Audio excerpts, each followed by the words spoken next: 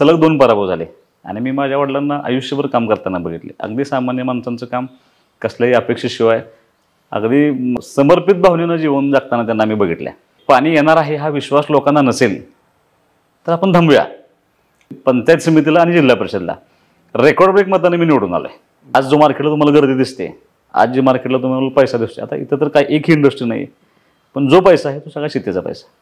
आमच्या डोक्यात फक्त इंडस्ट्री, MNC 10,000 12,000 पगार घ्यायचा, त्याच्यापेक्षा जास्त उत्पन्न मिळणारी मुलं आपल्याकडे आहेत. मूळ शिवसेना सोडण्यामागचं काय कारण आहे? म्हणजे बऱ्यापैकी मूळ शिवसेना नाही, हीच शिवसेना मूळ आहे. खूप टीका झाल्या की 50 खोके वगैरे.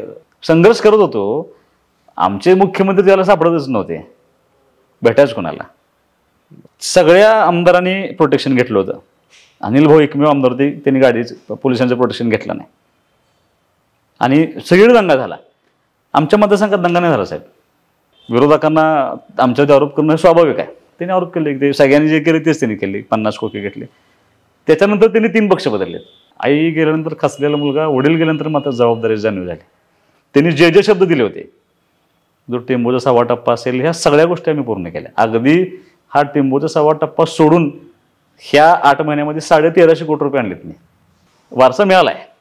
सहानुभूती लोकांच्याच असू शकते सहानुभूती, पण तुम्ही कुठल्याही सामान्य माणसाला विचारा की हा सुहास बाबा तुमच्या उपयोगाला पडलाय का नाही पडलाय, हा सुहास बाबा पंचायत समितीला, जिल्हा परिषदला त्याने काम केलंय का नाही केलंय, हा तुमच्या संपर्कात होता का नव्हता. 24 तास संपर्कात आहे. आजही 8 महिन्यानंतर मी अनिल भाऊंची कमी जाणवू न देण्याचा प्रयत्न केलाय. दुसरे अनिल भाऊ होऊ शकत नाहीत, पण खूप ताकदीने प्रयत्न केलाय.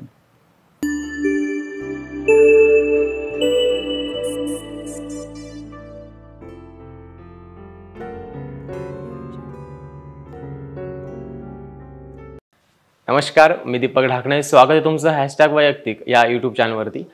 #वैयक्तिकच्या माध्यमातून आपण आतापर्यंत खूप साऱ्या वेगवेगळ्या उमेदवारांच्या मुलाखती घेतल्या आहेत. आज आपण खानापूर आटपाडी या विधानसभा मतदारसंघामध्ये आहेत.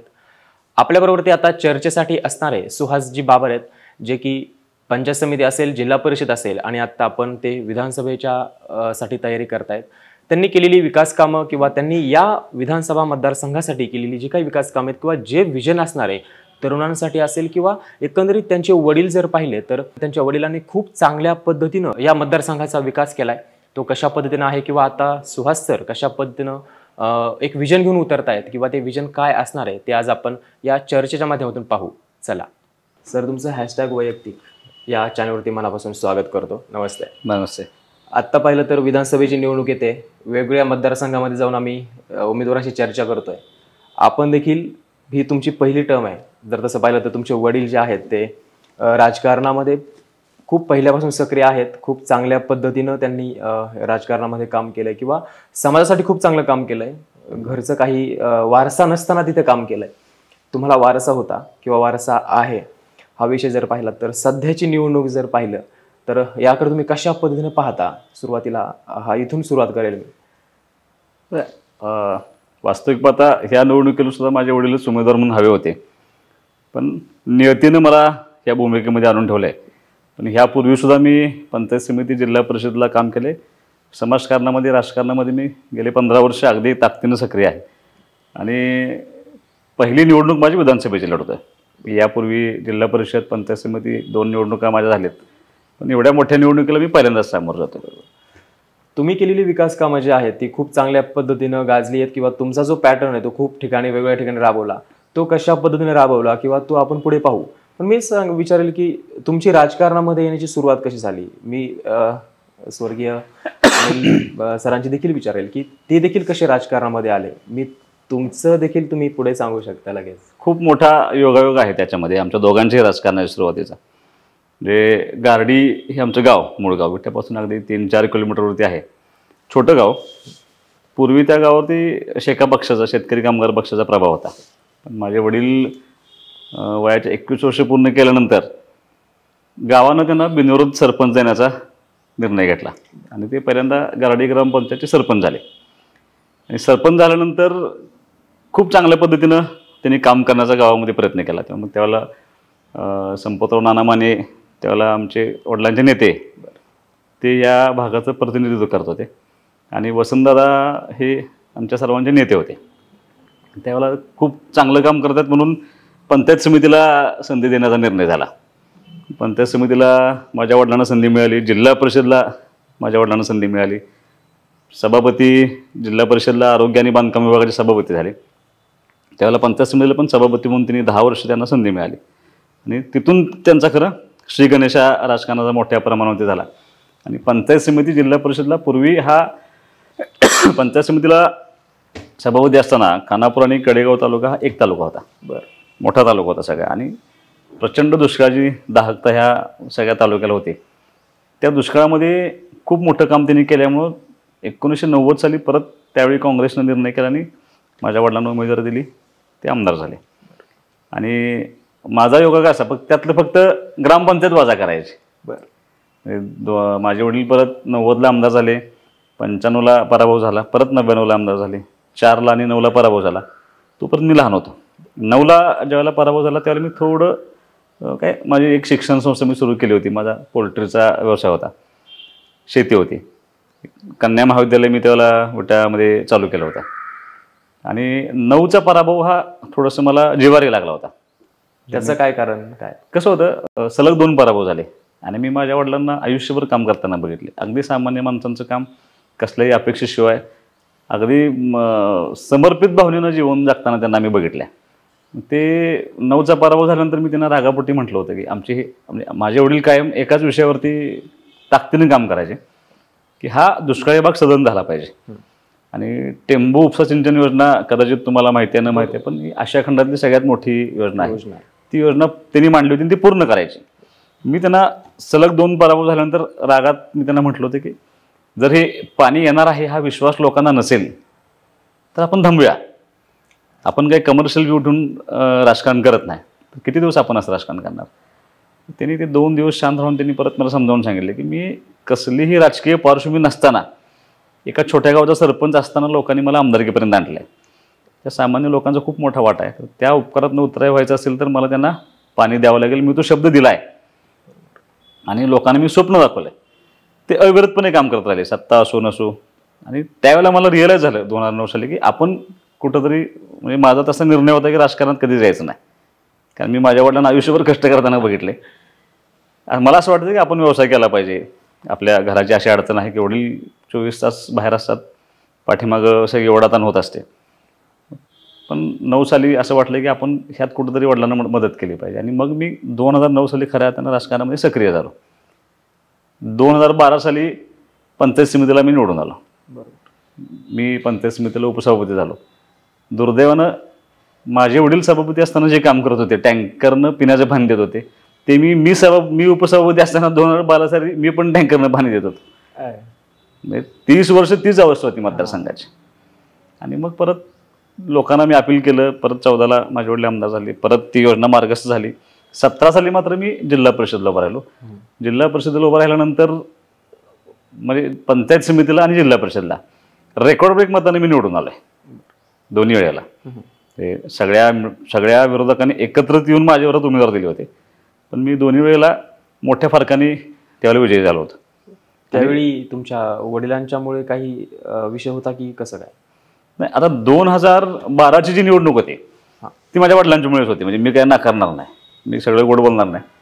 पण मी त्याला पंचायत समितीला तिकीट मागायला गेलो की मला उभा राहायची इच्छा आहे.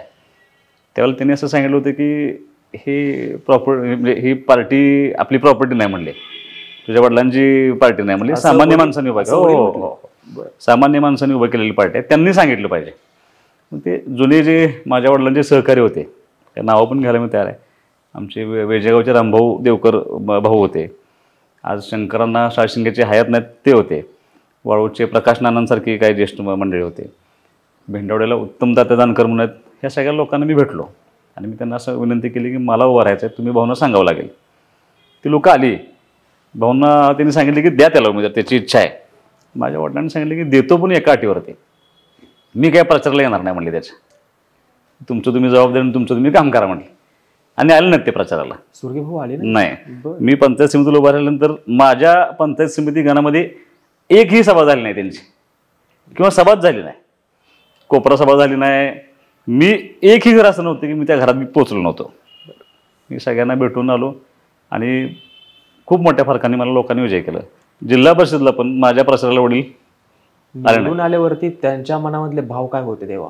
खूप आनंद झाला होता त्यांना, कारण त्यावेळेला कसं होतं, सलग 2 पराभव विधानसभेला झाले होते आणि 2012 साली नगरपालिकेची निवडणूक झाली होती आणि त्या निवडणुकीमध्ये पराभव दिसत होता आम्हाला, तरी पण पार्टी वाढली पाहिजे, टिकली पाहिजे. आमचा भाऊ माझा स्वतःचा, आम्ही त्याचं बलिदान दिलं त्यावेळेला, तो त्यावेळेला उभा राहिला.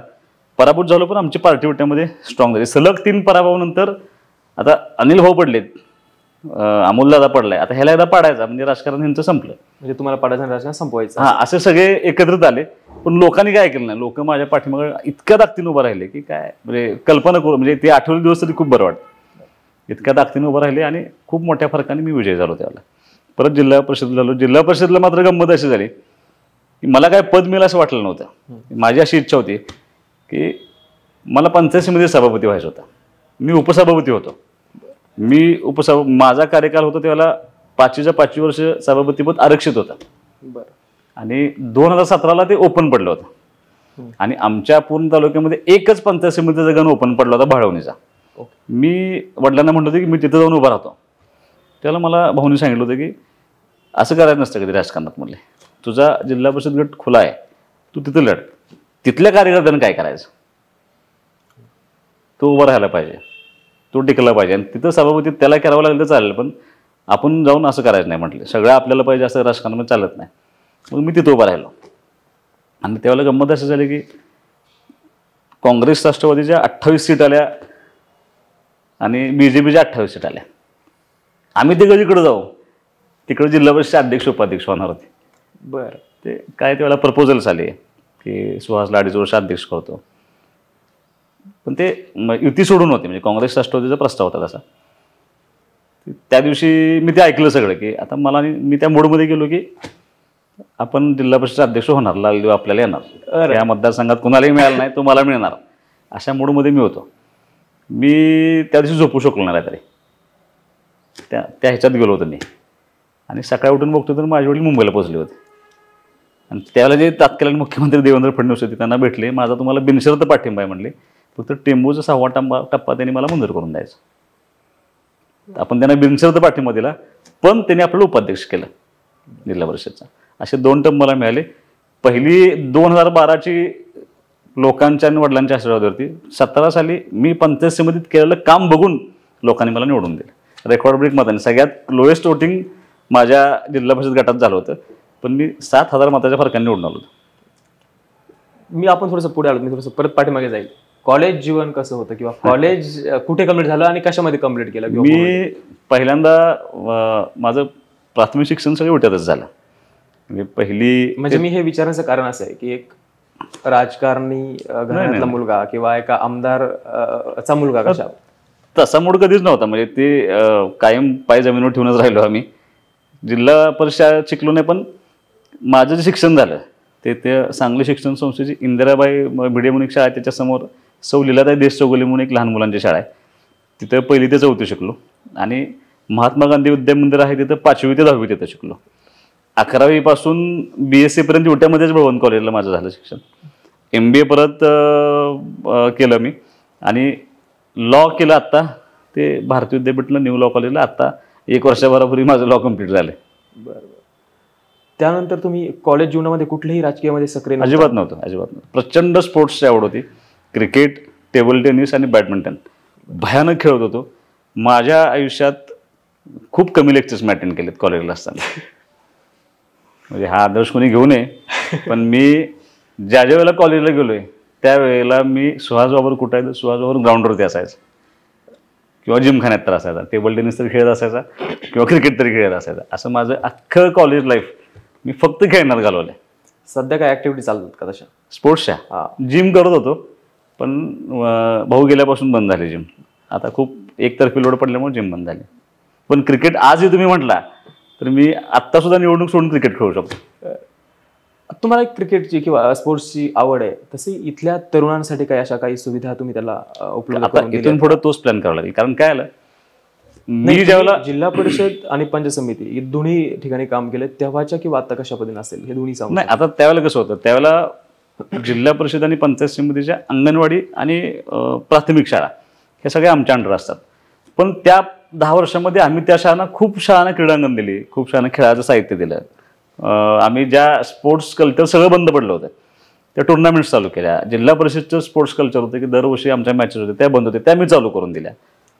मी पंचायत समितीला जिल्हा परिषदला असताना सलग 10 वर्ष खानापूर पंचायत समितीने जनरल चॅम्पियनशिप आणली स्पोर्ट्समध्ये, सगळ्या स्पोर्ट्समध्ये मिळून एकत्रितपणे चांगलं म्हणजे स्पोर्ट्सचं खूप हे आहे. आणि आज दुर्दैव असं आहे की हा विटा शहराचं किंवा खानापूर तालुक्याचं वैशिष्ट्य असं होतं की ह्या शहरामध्ये खूप मुलं खो खोला नॅशनल खेळलेत. खो खो विटा म्हटलं की लोक घाबरायचे, समोरची टीम विटाची टीम आले म्हटलं की घाबरायचे लोक.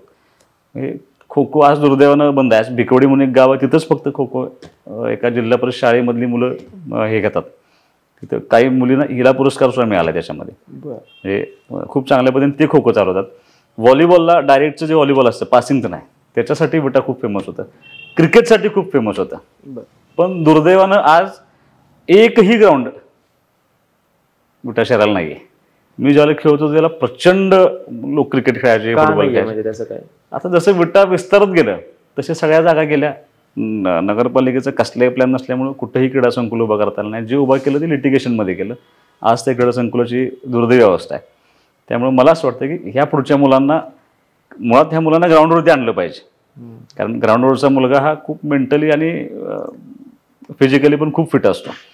ही मुलं ग्राउंडवरती आली पाहिजेत आणि त्यांना आणण्यासाठी ह्या शहरामध्ये म्हणजे खानापूर तालुक्यामधलं हे विटा, खानापूर, आटपाडी, दिगंची ह्या मोठ्या शहरांच्यामध्ये मला आपल्याला इथून पुढच्या काळामध्ये पहिलं काम असेल ते स्पोर्ट्स कॉम्प्लेक्स जायचं, कंपल्सरी जायचं. अद्यावत स्पोर्ट्स कॉम्प्लेक्स उभं करणं हे माझं धोरण आहे. कारण मला खूप त्याची आवड आहे क्रिकेटची, क्रिकेट सगळ्या स्पोर्ट्सची. आणि जिथं जिथं पॉसिबल आहे त्या प्रत्येक गावामध्ये एक क्रीडांगण व्हावं. कारण आता जागा काय झाली, आता पाणी आल्यामुळं आता माणसं 1 स्क्वेअर फूटचं जागा सोडत नाहीत असं आहे. आणि गाव जिथं जिथं गाव आहे तिथं तिथे एक व्यायामशाळा उभा करणं आणि गाव जिथं अभ्यासिका उभा करणं हे माझं अजेंडाच आहे माझ्या विधानसभेच्या निवडणुकीचं. टिंबूचं पाणी सगळ्या तुम्ही मतदारसंघामध्ये किंवा ज्या लोकांना पाणीच नव्हतं त्या ठिकाणी तुम्ही फिरवलं, तो कशा पद्धतीनं फायदा झाला आहे? सध्याच्या स्थितीला काय वातावरण आहे आता? ते खूप मोठा बदल मोठी योजना आहे ती. कसं आशिया खंडातली सगळ्यात मोठी योजना म्हणजे तुम्ही जर बघून आला तर तुम्हाला त्याची खूप जाणीव होईल. म्हणजे काय होतं, लोकांना असं ज्यांनी बघितले नाही त्यांना असं त्याचं आश्चर्य वाटत नाही. बरोबर. पण जे लोक बघून येतात ना, अख्खी योजना ज्यावेळेला तुम्ही टेंबू गावापासून सुरू करता आणि ज्यावेळेला पूर्ण बघता त्याला लोकांना धक्का बसतो की इतकं मोठं सकारात्मक काम झालं हे लोकांना पटत नाही. पूर्वी मी तुम्हाला सांगितलं म्हणजे प्यायच्याच पाण्याची अडचण होती. आज म्हणजे मी प्रचाराचा शुभारंभ करण्यापूर्वी काही डिपार्टमेंटकडून माहिती घेतली होती. आकडेवारी आम्ही काढली होती. साधारण 1 लाख हेक्टरच्या वर क्षेत्र आज ओलिताखाली आहे. काही गावं अशी आहेत की 25-20 हजार टन ऊस उत्पादित करतात. 10-10, 20-20 कोटी छोट्या छोट्या गावांना फक्त ऊसाचं उत्पन्न आहे. मी तुम्हाला द्राक्षे डाळिंब काहीच सांगत नाही. द्राक्षे डाळिंब मागच्या वर्षी आमच्या शेतकऱ्यांनी 1000 कोटीचं द्राक्षे डाळिंब विकलेत ह्या मतदारसंघामध्ये. 1400-1500 कोटीचा ऊस उत्पादित करून कारखान्यांना दिला आहे. दूध आज साहेब म्हणजे आज विरोधक तक्रार करतात की तुमच्या संस्थानात तुमचे दूध सुद्धा आमच्या दिलेल्या पाण्यावरच चालू आहे. कारण 2012 साली अनेक गोठे रिकामे होताना मी बघितलेत. मी ज्याला पंचायत समितीला उपसभापती होतो त्याला आज प्रचंड मोठं दुधाचं उत्पादन आहे. म्हणजे तरकारी त्याला भाजीपाला म्हणतो आपण, खूप मोठ्या प्रमाणावरती आहे. शेवटी तुम्हाला जर तुम्ही फिरला कुठं आता तर तुम्ही आढावा घेतला लोकांचा तर तुम्ही कुठल्याही छोट्या शेतकऱ्याला विचारता तो सांगतो की मला 5 लाख रुपये 6 लाख रुपये वर्षाला देतात. हा मोठा बदल आहे. आज जो मार्केटला तुम्हाला गर्दी दिसते, आज जी मार्केटला तुम्हाला पैसा दिसतो, आता इथं तर काय एकही इंडस्ट्री नाही पण जो पैसा आहे तो सगळा शेतीचा पैसा. त्याचबरोबर ती आता तुम्ही युनिव्हर्सिटीचा विषय काढलास तर कधी आपल्या या मतदारसंघामध्ये आली पाहिजे कंपन्या वगैरे किंवा बाहेरच्या का आपले जे काही तरुण बाहेर जातात, वर्ग बाहेर जातोय, तो इथंच राहिला पाहिजे या हिशोबाने काही प्रयत्न? 100% राहायला पाहिजे. पण मुळात मी अनेकदा आता भाषणात पण सांगितलंय किंवा काही लोकांनी माझ्या यापूर्वी सुद्धा इंटरव्ह्यू घेतला त्यांनाही सांगितले किंवा आता निवडणूक आली की तो आम्ही अजेंडा मांडतो पॉलिटिकल पार्टीज. मग ते आम्ही मुलांना रोजगार देऊ, आम्ही असं करू, आम्ही तसं करू, सगळ्यांचं बेस असतो तो राजकारणाचा. पण त्या पाठीमागचं एक गोष्ट समजून घेतली पाहिजे सगळ्यांनी. इंडस्ट्री आली पाहिजे मान्य. इंडस्ट्री येण्यासाठी पोषक वातावरण आपल्याकडे आहे का हे पहिलं बघायला पाहिजे. म्हणजे आज आमच्यावरती आरोप होतो की तुम्ही फक्त पाण्याचं राजकारण करता, पाणी दिलं म्हणजे असं काय केलं. आता परवा काही आमच्या विरोधकांनी सांगितलं की MNC झाल्या पाहिजेत, मल्टीनॅशनल कंपनी झाल्या पाहिजेत. कुठं आहेत मल्टीनॅशनल कंपनीज?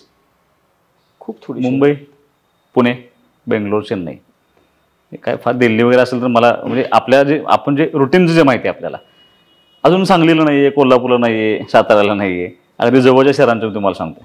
मग विट्यात कशा येतील त्या, हा माझा पहिला प्रश्न आहे. यायचं असेल तर ते बेसिक इन्फ्रास्ट्रक्चर असावं लागतं. म्हणजे ह्यापूर्वीची आपली अवस्था, प्यायलाच पाणी नव्हतं तर कंपनी कुठून आणायची. MNCs येण्यासाठी सगळ्यात बेसिक गोष्ट असते, पाणी तुम्हाला मुबलक प्रमाणात असायला हवं. ते आज पूर्ण झालं. दुसरी त्यांची रिक्वायरमेंट असते, MNCs यायचं असेल तर तुम्हाला, पूर्वी आम्ही 2012 सालीपर्यंत लोडशेडिंग चालू होतं आमच्याकडे, 16-17 पर्यंत लोडशेडिंग चालू होतं. आज नाही आहे. आज आम्ही लाईटच्या बाबतीत स्वयंपूर्ण झालो. आता ह्या 3 वर्षामध्ये 10 नवीन सबस्टेशन आपण उभा केलेत. म्हणजे हे बेसिक गोष्ट आहे, हे करणं पहिलं महत्त्वाचं आहे. पाणी झालं, MSC लाईटचा प्रश्न म्हटला, कनेक्टिव्हिटी व्हायला पाहिजे साहेब. 2012 साली माझे वडील आमदार होण्यापूर्वी इथल्या मतदारसंघातल्या रोडची अवस्था आणि आजची अवस्था. आता MNCs जर ह्या मतदारसंघात यायचं झालं तर पहिल्यांदा विट्याच प्रिफर करतील, कारण त्यातल्या त्यात मोठी सिटी आहे. विट्याला कनेक्ट होणारे सगळे रस्ते हे मोठे असले पाहिजेत. बरोबर. ते आम्ही केलं. विट्या शहराला जोडणारे आज 2 नॅशनल हायवे जात आहेत मोठ्या शहरातून. एकचं काम पूर्ण झाले, एकाचं काम परवा गडकरी साहेब आले होते, ते नारळ फोडून गेलेत. 2 नॅशनल हायवे होत आहेत. शहराला जोडणारे जेवढे स्टेट हायवे होते, विटा सातारा असेल, विटा इस्लामपूर कोल्हापूर असेल, हे दोन्ही स्टेट हायवे मोठे झाले. शहराला जोडणारे जे ग्रामीण भागातून येणारे रस्ते होते ते पूर्वी 3 मीटरचे होते, आता ते 7.5 मीटरनं आपण वायडनिंग करून त्या रस्त्यांचं काम चालू केलं. गडकरी साहेबांनी परवा एक डिक्लेअर केलं की मुंबई बेंगलोर ग्रीनफील्ड म्हणून ग्रीन हायवे म्हणून त्यांनी एक डिक्लेअर केला आहे, तो आपल्या मतदारसंघातून जातोय सगळ्या. हे ज्यावेळेला कनेक्टिव्हिटी वाढेल, पाणी आलं, लाईट आली, कनेक्टिव्हिटी आली, तेवढी जमीन अवेलेबल आहे. समजा MIDC आमच्या इथं आहे, आटपाडीला MIDC आपण करतोय, म्हणजे आम्ही त्या प्रोसेसमध्ये होतो पण आचारसंहिता लागल्यामुळे थांबलेली.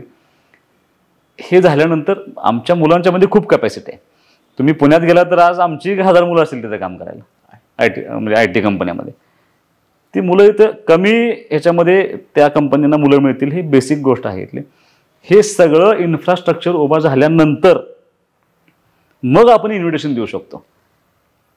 जर आपलं इन्फ्रास्ट्रक्चर नाही आहे पण मुलांना खुश करण्यासाठी आपण नाही म्हणू शकत की MNC झाल्या पाहिजे, MNC झाल्या पाहिजे, असं कसं येते.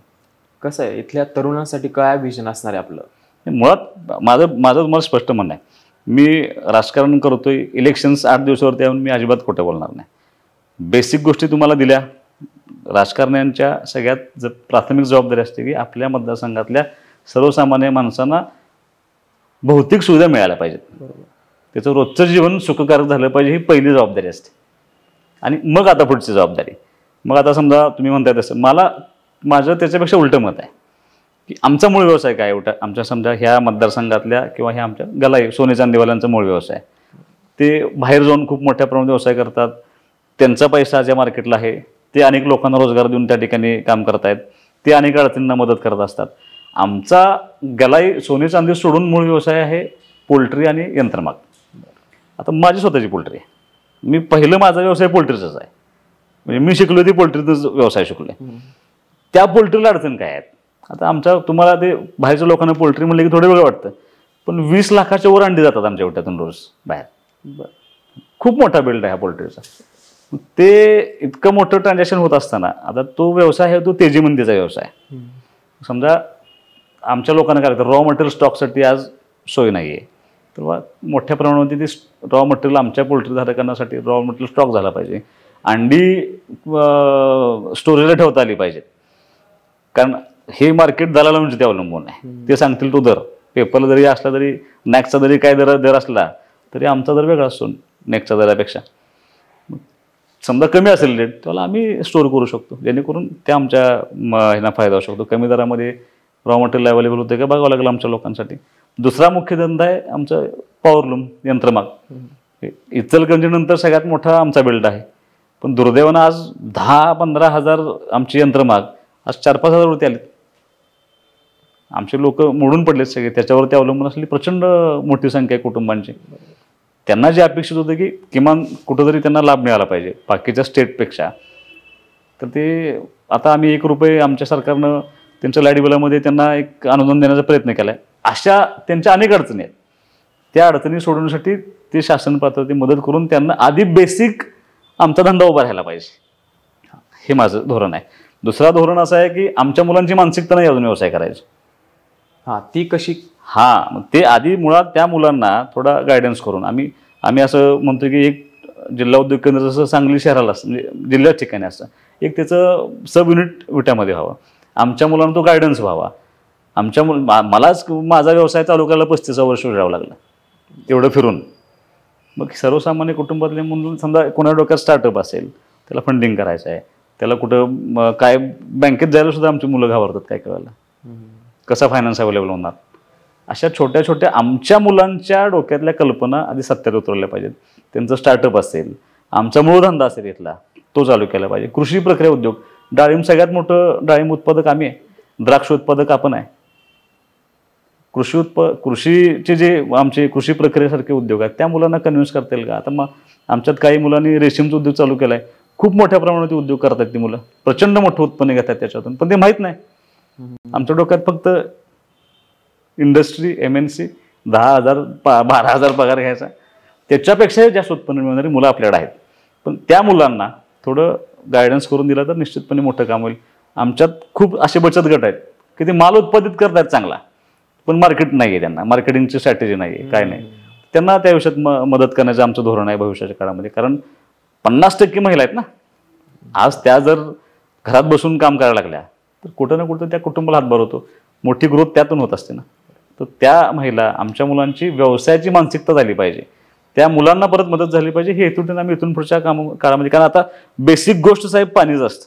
म्हणजे बेंगलोर आणि चेन्नई मागच्या 1 वर्षामध्ये पाण्याचा ज्याला प्रॉब्लेम झाला, तुमच्या सगळ्या IT कंपन्या बंद होत्या, वर्क फ्रॉम होम चालू ठेवलं होतं, प्यायलाच पाणी नव्हतं, तर मुलं राहणार कुठं, आंघोळ करणार कुठं, अशी अवस्था होती. त्यामुळं त्या सगळ्या गोष्टी पूर्ण झाल्यामुळे इथून पुढच्या काळामध्ये मात्र ही जबाबदारी आम्ही 100% पार पाडू. पाण्याचं काम पूर्ण झालंय किंवा त्याच्या माध्यमातून आता 5 टप्पे पूर्ण झाले. 5 टप्प्याची योजना होती, तो पूर्ण झाला. हे झाल्यानंतर ज्या 42 गावांना पाणी जात नव्हतं त्याच्यासाठी हा 6वा टप्पा केला. त्याचं भूमिपूजन झालं, काम ताकदीनं सुरू आहे त्याचं. महाबळेश्वर समुद्र सपाटीपासून महाबळेश्वर जेवढी उंची आहे तेवढ्या आमच्या बांदुरगड आणि तामखडीची आहे, तिथंपर्यंत पाणी जाते. आता तिथून नदी 120 किलोमीटर लांब आहे, कृष्णा नदी, तिथंपर्यंत पाणी पोचते. स्वर्गीय भाऊ असतील यांनी मूळ शिवसेना सोडण्यामागचं काय कारण आहे? म्हणजे बऱ्यापैकी मूळ शिवसेना नाही, हेच शिवसेना मूळ आहे. खूप टीका झाल्या की 50 खोके वगैरे, आपण खूप जवळून पाहिलंय ह्या गोष्टी. यामागचं खरं कारण किंवा काय कारण आहेत, काय सांगू शकता? आता त्या बऱ्याच गोष्टींचा मी साक्षीदार आहे त्याचा. 2019च्या आधी हा 6व्या टप्प्याची निर्मिती झाली टेंबूच्या, ज्या 42 गावांना पाणी जात नाही. तत्वता मान्यता त्यावेळेला तत्कालीन मुख्यमंत्री आदरणीय देवेंद्र फडणवीस साहेब ते मुख्यमंत्री होते, त्यांनी ती तत्वता मान्यता दिली ह्या योजनेला 2019ला. आणि ठरलं असं की सरकार आपलं आलं की आपण काम चालू करू. सरकार आलं महाविकास आघाडीचं, आणि जी भीती होती तसंच झालं. त्या 2-2.5 वर्षामध्ये काही काम झालं नाही त्या योजनेचं. कसली मान्यता झाली? तुम्ही सत्तेमध्ये होता, आम्ही आमदारच होतो. हा ना, मग संघर्ष करत होतो. आमचे मुख्यमंत्री त्याला सापडतच नव्हते, भेटायच कोणाला. जे लीडर म्हणून जे काम करायला पाहिजे, किंवा समजा 3 पक्षांचं सरकार होतं, काही पक्षांकडून त्रास होत होता, तर तो टॅकल करायला जी जबाबदारी नेत्याने घ्यायला पाहिजे ते त्यावेळेला सापडलेच नाहीत आम्हाला. म्हणजे आमच्या एकट्याचा त्रास होता असं नाही, सगळ्या नेत्यांचा तो त्रास होता.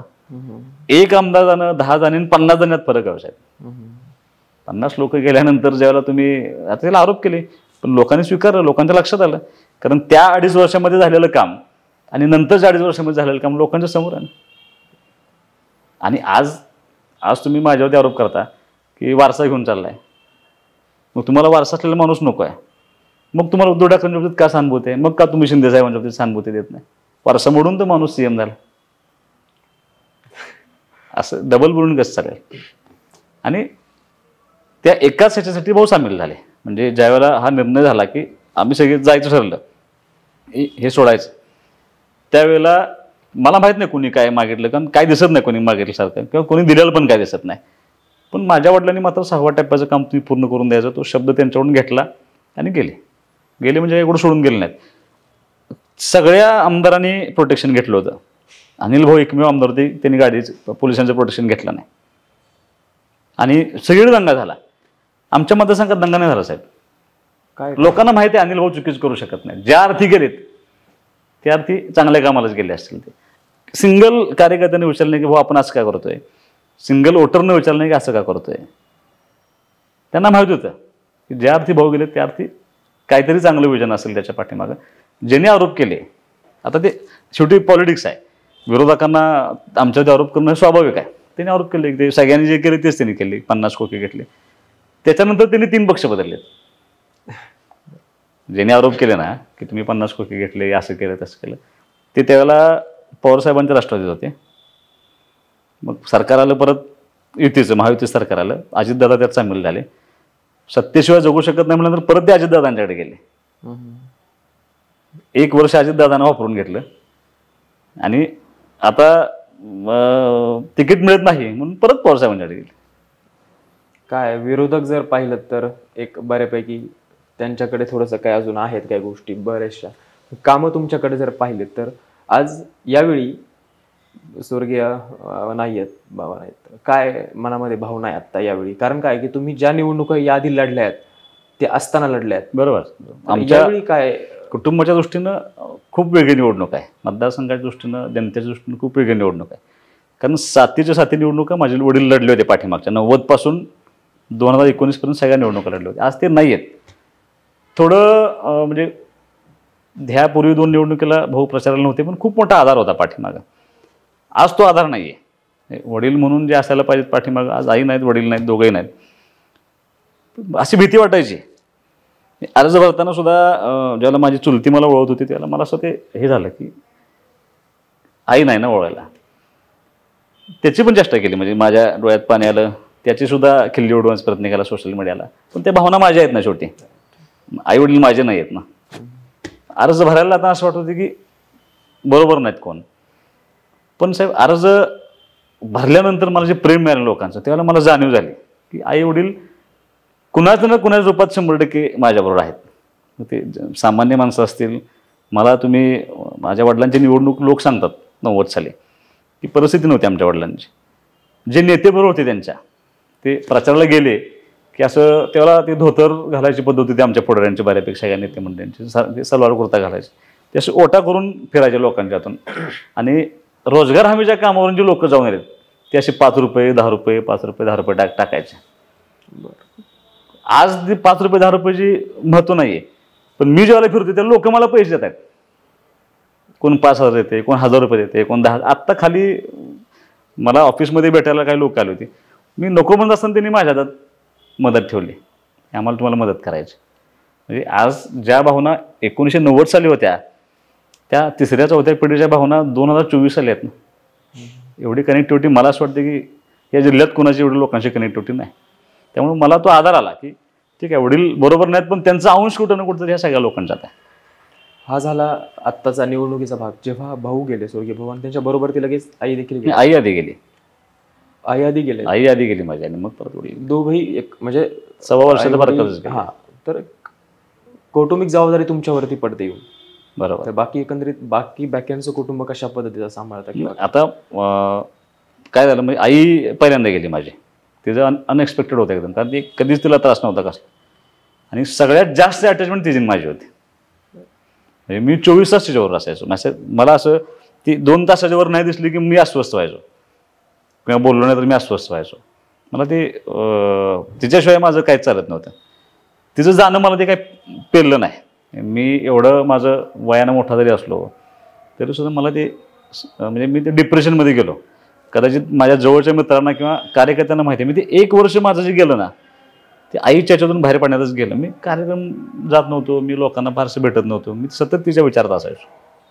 फार क्रिटिकल कंडिशनमध्ये होतो. म्हणजे काही मित्रांना माझी भीती वाटायची की हा बाहेर येतोय ना डिप्रेशनमधून, कसं व्हायचं. अशा स्टेजला असताना त्यातून सावरते तोपर्यंत वडील गेले. मग तर खूपच हडबडलो सगळे की आता काय होणार. आता एकदम आता समजावून तर कोण सांगणार आणि काय सांगायचं. कारण भाऊ गेल्यानंतर ते दुःख काय मला एकट्याला झालं नव्हतं. खूप मोठ्या लोकांना म्हणजे पार्टी सगळी डिस्टर्ब होती, सामान्य लोक सगळे डिस्टर्ब होते. पण फरक आहे, आई गेल्यानंतर खचलेला मुलगा, वडील गेल्यानंतर मात्र जबाबदारी जाणीव झाली.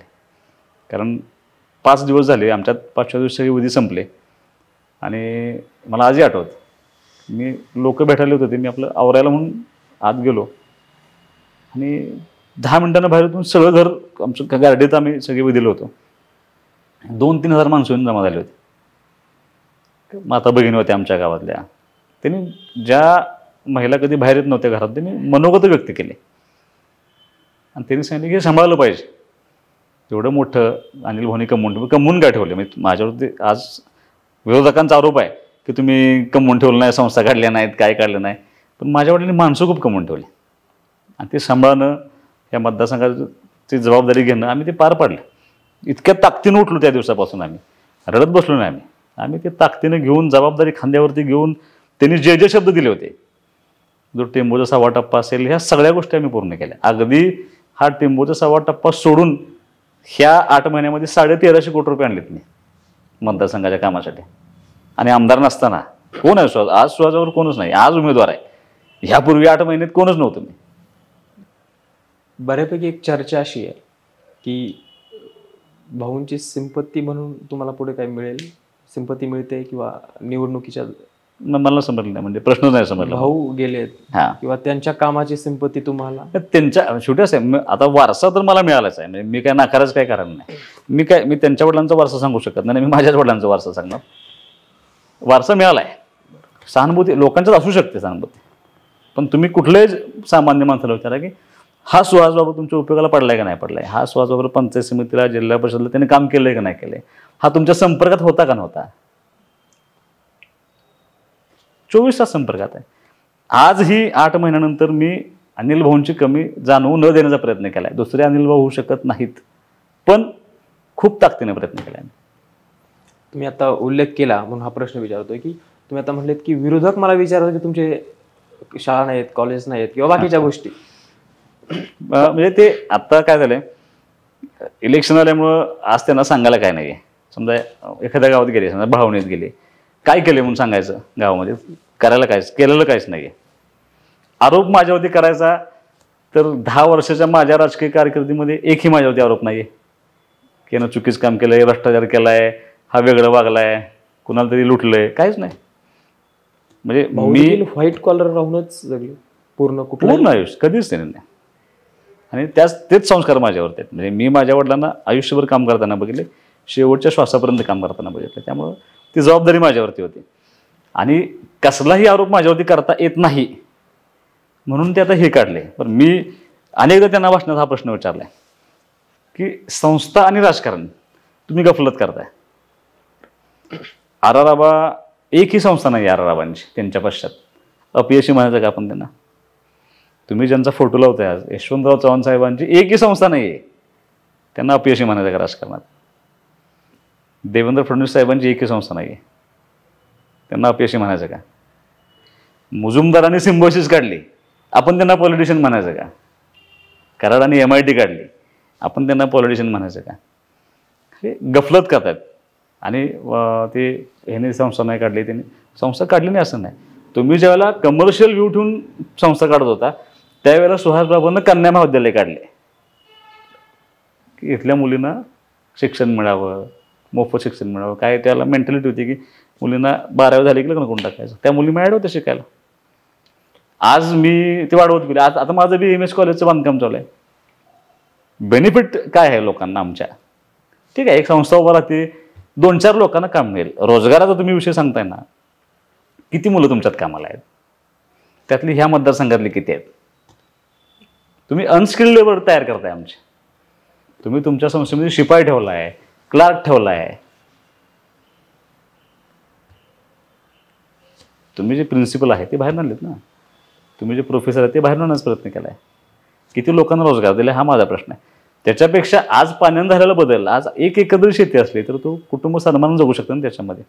व्हायलाच पाहिजेत संस्था, त्याबद्दल माझी तक्रार नाही आहे. होणार तुम्ही तुमच्या वडिलांनी उभा केलेला संस्था आहेत त्या तुम्ही नाही उभा केलेला, हे मी उभा केलं ना सगळं. तो फरक आहे ना तुमच्यात आणि माझ्यात. सध्या काय व्यवसाय चालतात? आता माझा स्वतःचा स्टोन क्रशर आहे, एक RMCचा प्लॅन्ट आहे आणि फाउंड्रीचं एक युनिट आहे माझं सांगलीला. सध्या घरामधला जो कोणी राजकारणामध्ये आहे नाही, आता हे सगळं बघताना माझा बॅकबोन माझा भाऊ आहे मोठा. आणि राजकारणामध्ये गंमत अशी आहे की शक्यतो राजकारणाचं त्या घरातलं मोठ्या भावाकडे येतं सगळं. पण काय तो कसा आहे ते एखादा देव असतो तसा तो आहे माझ्यासाठी. कारण त्यानं सगळं बाजूला ठेवून तो सगळं आज माझ्याबरोबर म्हणजे माझ्यापेक्षा डबल स्पीडनं काम करत होतो आणि वाहून घेऊन काम करत होतो माझ्यासाठी. आणि आमच्यात कधीच वाद नव्हता. म्हणजे आम्ही भाऊ कमी मित्र जास्त आहे. मी फिरायला सुद्धा आम्ही दोघंच जातो, काय करायला पिक्चर सुद्धा आम्ही दोघंच जातो. आम्हाला मित्र असावा असंच काय नाही, आम्ही दोघं असलं तरी भरपूर झालं आमच्या दोघांच्या. सगळ्या घरामध्ये असं म्हणतात की लग्न झाल्यानंतर भांडणं लागतात. आमच्यात तसं नाही. कुणीही भांडलं तरी आम्ही दोघं एकत्रच असतो. आणि हळूहळू लोकांना कळायला लागले की हे दोघं एकच आहेत. दोघं बाहेर बाहेर गंमत करतात फक्त, दोघं कायम एक असतात. हे कधी कळलं म्हणजे ज्यावेळेला भाऊ गेले त्यावेळेला गमतीनं काही विरोधक आमचे म्हणायचे की आता हे दोघं एकमेकाला फाडून खातील. विरोधक अजून वाट बघतायत ते कधी खातोय. आता 8 दिवसात मतदान आलं, अजून वाट बघतायत. वेळा पण आहे तो. आज त्यानं माझ्या वडिलांची जागा त्याने घेतली, त्यानं जबाबदारी पार पाडत येतो आणि तो माझा बॅकबोन आहे. आज मला त्याशिवाय कोण नाही, त्याला माझ्याशिवाय कोण नाही. एक लास्टच्या याच्याकडे येतोय मी. इथली जर तरुण पिढी जर पाहिली तर तुमच्याकडे एका वेगळ्या विवळी पाहते. एक तरुण आहे, तरफदार आहे, आपल्या वयाचा व्यक्ती आहे, तर त्यांच्यासाठी कशा पद्धतीचं एक विजन म्हणून तुम्ही काम करणार आहात? मी सांगितलं तुम्हाला मुळात ह्या मतदारसंघाचं मी त्यांच्यापुरतं सांगतोय असं नाही. मी तुम्हाला मगाशी महिलांच्या बाबतीत सांगितलं, तरुण मुलांच्या बाबतीत सांगायचा प्रयत्न केला. आता इन्फ्रास्ट्रक्चर उभं राहते. मतदारसंघाचा विकास हा फक्त MNC येणं होत नाही साहेब, किंवा फक्त उद्योगाला होत नाही. बहुआयामी विकास व्हावा लागतो. त्याला सगळ्या बाजूने व्हावा लागतो. मग तो सांस्कृतिक व्हावा लागतो, हेल्थच्या दृष्टीने व्हावा लागतो. रस्ते झाले, लाईट झाली, पाणी झाली. ह्या मतदारसंघामध्ये मागच्या 5 वर्षांमध्ये आम्ही आटपाडीला एक उपजिल्हा रुग्णालय आणले, त्याचं काम चालू आहे. विट्याला आम्ही 100 बेडचं उपजिल्हा रुग्णालय मंजूर केले. 4 नवीन RH मंजूर करून आणलेत. सगळ्या PHC अपडेट केलेत स्मार्ट PHCमध्ये. जिल्हा परिषद शेवटी असं आहे, माझ्या शाळा आहेत 2 किंवा त्यांच्या काही शाळा आहेत, त्या शाळामध्ये शिकणाऱ्या मुलांना प्रचंड फी भरून यावं लागते. आज आमच्या ग्रामीण भागातली मुलं जी जिल्हा परिषद शाळेत आहेत, तुम्ही त्यांच्यातला माझ्यातला फरक तुम्हाला सांगतो. नगरपालिकेच्या शाळांचा पट पूर्ण संपत आला आहे आणि बरोबर उलटं जिल्हा परिषद शाळांचा पट वाढत चालला आहे आमच्या. आम्ही काम केलं ना तिथं. आम्ही भौतिक सुविधा दिलीत, आम्ही आमचा स्टाफ चांगला डेव्हलप झाला आहे जिल्हा परिषदचा. त्यामुळं तो फरक आहे तुमच्यात माझ्यात. कोविड ज्यावेळेला आला साहेब, त्यावेळेला कोविडमध्ये पंचायत समितीच्या माध्यमातून एक हॉस्पिटल चालू होतं आणि नगरपालिकेने त्यांनी काढलं होतं एक हॉस्पिटल. पंचायत समितीमध्ये 350 पेशंटना मोफत ट्रीटमेंट देऊन आम्ही घरी पाठवले आणि त्यांना त्यावेळेच्या प्रांताने दंड केला आहे. 11 लाख रुपये पैसे जास्त घेतले म्हणतो मी. हा फरक आहे. आम्ही ॲम्ब्युलन्स पूर्ण मोफत चालवली होती कोविडमध्ये. म्हणजे आम्हाला शिंदे साहेबांनी ॲम्ब्युलन्स दिली होती. लोक डिझेल भरायचे, दानशूर व्यक्ती, आणि आम्ही पेशंट न्यायचे आणायचे मोफत. पूर्ण 1.5-2 वर्ष आम्ही मोफत ॲम्ब्युलन्स चालवली होती. ते काम आम्ही केले. आज पर्यटनाला खूप मोठी संधी आमच्याकडे आहे. तुम्ही जर आज आमचं दरोगोबा देवस्थान असेल, आमचं मूळ स्थान असेल याचं रेवणसिद्ध असेल, आटपाडी तालुक्यामध्ये जकाईदारा असेल, पाची पांडव असेल, आमचा जंगलोबा डोंगर असेल, किंवा बांदुरगड तिथं बहिर्जी नायकांची समाधी आहे, बांदुरगड असेल, किंवा शुकाचार्य आमच्या असेल, अशा प्रचंड मोठ्या साईट्स आहेत की जिथं आपण मोठ्या प्रमाणात पर्यटन करू शकतो. आम्ही पारे, विट्याला एक तलाव आहे, पाऱ्याला एक तलाव आहे, आटपाडीचं एक तलाव आहे. त्या तलावाला किमान 20 कोटी रुपये आणले सुशोभीकरण करायला. आज राजवाडी तलाव तुम्ही जाऊन बघून आम्ही तो भरून दिलाय. त्याच्यासारखं पर्यटन स्थळच होऊ शकत नाही कुठलं. हे कॉन्सन्ट्रेट करून ह्यांना भविष्यात डेव्हलप करायचं. आमचं खरसुंडीचं सिद्धनाथाचं मोठं मंदिर आहे, असे जे तीर्थक्षेत्र आहेत ते डेव्हलप करायचे आहेत. ह्या मागच्या जे तुम्हाला 1350 कोटी सांगितले, त्यात 750 कोटी हॅम नावाची योजना, हायब्रिड ऑनरिटी मॉडेल म्हणून, त्याच्यातून ते रस्ते जे मी 142 किलोमीटरचे रस्ते आणले 750 कोटीचे, ते वायडनिंग करून जिथं गावेल तिथं स्ट्रीट लाईट, अंडरग्राऊंड ड्रेनेज सगळं देतोय आपण तिथं. त्याच्यानंतर पर्यटन झालं, स्पोर्ट्समध्ये झालं, उद्योगधंद्यांचं झालं. आमच्यात द्राक्षण डाळिंब खूप मोठ्या प्रमाणावर होते. द्राक्षांसाठी आम्ही जे एक्सपोर्ट करतो, नाशिकला क्वांटिटी नाशिकला खूप आहे, क्वालिटी आमच्या पळशीत आहे. क्वालिटीला पळशीत आधी एक्सपोर्टचा दर ठरतो आमच्या, आणि मग तो नाशिकला जातो. ते एक्सपोर्ट करण्यासाठी तो रेसिड्यू टेस्टिंग करावं लागतं. ती टेस्टिंग लॅब आम्ही भिवघाटला उभं करायचं. म्हणजे त्यात माती परीक्षण होईल, पाणी परीक्षण होईल, लीफ ॲनालिसिस, टिश्यू ॲनालिसिस होईल. ती एक प्रयोगशाळा व्हावी असं आमची इच्छा आहे. आमच्या आटपाडी तालुक्यामध्ये खिल्लार जनावर आमचा ब्रँड आहे आटपाडीचा, त्याचं संवर्धन झालं पाहिजे, संगोपन झालं पाहिजे म्हणून एक सेंटर आम्ही तिथे उभा करायचा प्रयत्न करतो. गदी माडगुळकरांच्या नावानं खूप मोठं नाट्यगृह चालू आहे आटपाडीत. 14 कोटीचं नाट्यगृह आम्ही उभा करतोय. तुम्ही कधीही गेला तर जाऊन बघून या. तसं नाट्यगृह एक विट्यात व्हावं असं आम्हाला वाटतं. विसे पागेंच्या नावानं ज्यांनी रोजगार हमी योजना सुरू केली त्यांच्या नावानं विसापूरमध्ये एक सेंटर आम्ही चालू करायचा प्रयत्न करतोय. म्हणजे असं बहुआयामी झालं पाहिजे. एका बाजूने फक्त एक काहीतरी मुलांना सांगायचं आणि हे करायचं, मॅनिप्युलेट करायचं असं कोण चालणार नाही पॉलिटिक्समध्ये. सगळ्या बाजूनं हे व्हायला पाहिजे. ह्या विटा शहराला हे शहर सगळ्यात मोठं, हे आधी डेव्हलप झालं पाहिजे. बेसिक अडचण आमच्यात आज पार्किंगची अडचण आहे. ह्या गावाला पिण्याच्या पाण्याची समस्या आहे. आपण 87 कोटी रुपये आता मी दिलेत नळपाणी पुरवठ्यासाठी, की 2050 पर्यंत होणारा विस्तार लक्षात धरून आपण ती योजना आखली. मग ह्या रस्त्याला DP प्लॅनमध्ये जे रस्ते होते ते प्लॅन रस्ते झाले पाहिजेत, याला बायपास झाले पाहिजेत, ह्या शहराला विस्तारीकरणाला मोठी संधी दिली पाहिजे. ह्या इथल्या लोकांना आज घरं बांधताना नगरपालिकेमध्ये त्रास होतो, ते त्रास थांबले पाहिजेत. कमर्शियल कॉम्प्लेक्स उभा करताना लोकांना अडवणूक केली जाते ते थांबली पाहिजे. आणि स्मूथली सगळ्या प्रोसेस चालू ठेवून त्यावेळेला ज्यावेळेला हे गाव डेव्हलप होईल ना त्यावेळेला आपण ह्या मोठ्या कंपनीने इन्व्हाइट करू शकतो. असं खूप सांगण्यासारखं खूप आहे, पण ह्या सगळ्या अँगलनी विचार करून मतदारसंघात विकास केला पाहिजे. प्रचार कसा चालू आहे सध्या? मजबूत चालू आहे. एकंदरीत मी अर्ज भरण्यापूर्वी मतदारसंघातलं एक ना एक गाव जाऊन आलोय. सगळ्यांना भेटतोय. आज वाड्या वस्त्यांच्या भेटतोय. फक्त माझ्यात आणि बाकीच्यात फरक असा आहे की बाकीचे 5 वर्षातून एकदा आलेत, मी रोज आहे त्यांच्याबरोबर. कोणी बाहेर म्हणजे आता जर पाहिलं तर तुम्ही शिंदे साहेबांबरोबर आहात, तर कधी ते प्रचारासाठी इकडे येणार आहेत, आलेत काय? नाही, त्यांना निमंत्रण दिले. आता उदय सामंत साहेब येणार आहेत 14 तारखेला. बाकीच्यांना निमंत्रण दिले, कोण येतील तसे येतील. तुम्ही देखील चांगल्या पद्धतीनं चर्चा केली, वेळ दिला त्याबद्दल मी आमच्या चॅनलकडून खूप धन्यवाद देतो. थँक्यू. आणि तुम्हाला येणारी जी निवडणूक आहे त्यासाठी मी शुभेच्छा देतो. कारण की जे उमेदवार आहेत ते कामाचे असावेत, त्याचबरोबर ती तरुण वर्ग आहे, त्यामुळे चांगल्या पद्धतीने काय जोशानं काम करेल.